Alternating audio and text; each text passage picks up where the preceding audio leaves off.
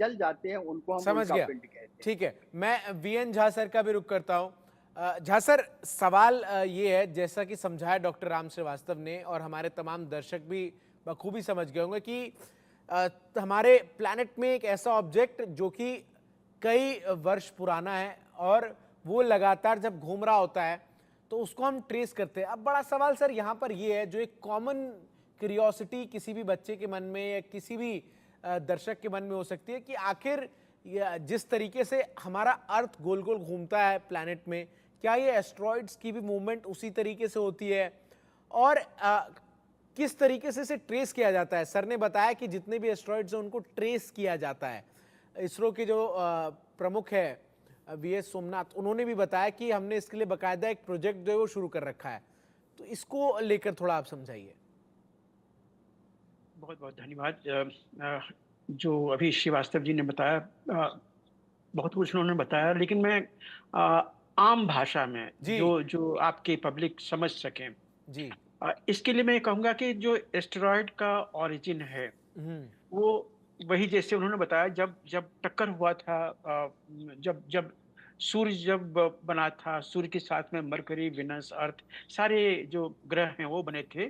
तो उसी में डस्ट जो हैं कुछ भी वो बने थे, और वो डस्ट एसेंशियली दो जगह पे हैं। एक तो मार्स के ऊपर, मार्स के आगे, और जुपिटर के पहले, बृहस्पति ग्रह के पहले, और दूसरा जिसको हम लोग बोलते हैं क्यूपर बेल्ट, ये जो जो मार्स के जो आगे में है, इसको हम लोग बोलते हैं एस्टेरॉयड बेल्ट।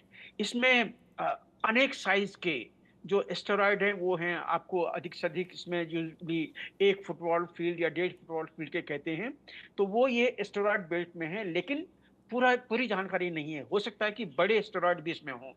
लेकिन जो जो सूर्य, जो हमारा सौर मंडल है, उसके अंत में जो एक एस्टेरॉयड बेल्ट है जिसको बोलते हैं क्यूपर बेल्ट, उसमें धरती के साइज के, जैसे अभी श्रीवास्तव जी बता रहे थे, धरती तक के साइज के जो जो जो जो पोर्शंस हैं, वो वहां पे बहुत सारे हैं। और यही एक चीज है जो अगर आप एक जो बिलियर्ड्स बोर्ड होता है उसकी कल्पना कीजिए। अगर आप वो बिलियर्ड में एक को हिट कीजिए, तो बहुत सारे बिलियर्ड्स जो हैं वो बहुत सारे डायरेक्शंस में निकल जाते हैं। Yes, yes. तो यही आप कल्पना कीजिए कि क्यूपर बेल्ट में अगर बहुत बड़ा कोई जो जो भटकता हुआ, चाहे प्लैनेट है, चाहे बहुत बड़ा एस्टेरॉयड है, वो आके अगर हिट करता है, तो उसमें से वो बहुत सारे जो एस्टेरॉइड्स हैं वो फिर आगे निकल पड़ते हैं। और वो जब आगे निकलते हैं, तो जितने हमारे ग्रह हैं उसके गुरुत्वाकर्षण के और सूर्य के गुरुत्वाकर्षण के चलते उसका उसकी एक परिधि बनती है। वो परिधि छोटी होगी या बड़ी होगी, वो उसके वेलोसिटी पे डिपेंड करता है। तो इसीलिए इस तरह के जो वॉन्डरिंग एस्टेरॉयड हैं, कुछ तो सौरमंडल के अंदर के ही हैं और कुछ बाहर के भी प्लैनेट से वो आते हैं। तो वो कितने होंगे, वो अभी बताया इन्होंने, एक अनुमान है कि इतने एस्टेरॉइड्स होंगे। और ज्यादातर जो एस्टेरॉइड्स हैं, वो जब प्लैनेट के बिल्कुल नजदीक से गुजरते हैं, तो खतरा होता है कि क्या प्लैनेट उसको अपनी तरफ खींच लेगा। आज के दिन में जो जुपिटर है, जुपिटर एक ऐसा प्लैनेट है जिसमें कि गुरुत्वाकर्षण शक्ति जो है वो पृथ्वी के लगभग 2.5 गुना ज्यादा है।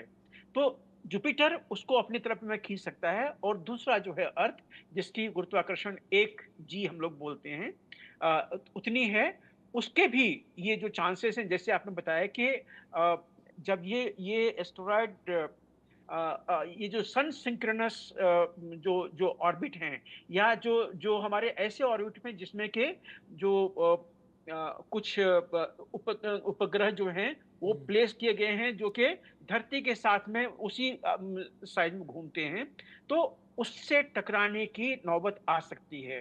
तो सबसे ऊपर जो हमारा ऑर्बिट है, वो और मीडियम ऑर्बिट, इसमें डेंजर हो सकते हैं।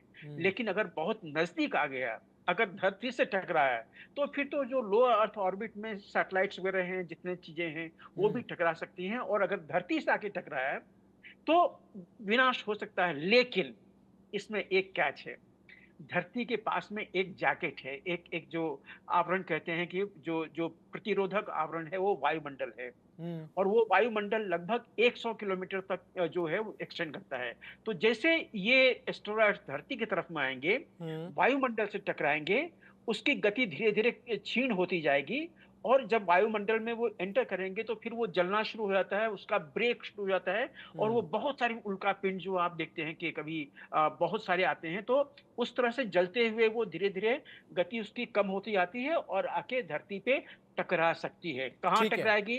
वो डिपेंड करेगा उस दिन में कि उ उस दिन में धरती की पोज़ीशन क्या है और ठीक है, एस्टेरॉइड की पोज़ीशन क्या है। ठीक है। डॉक्टर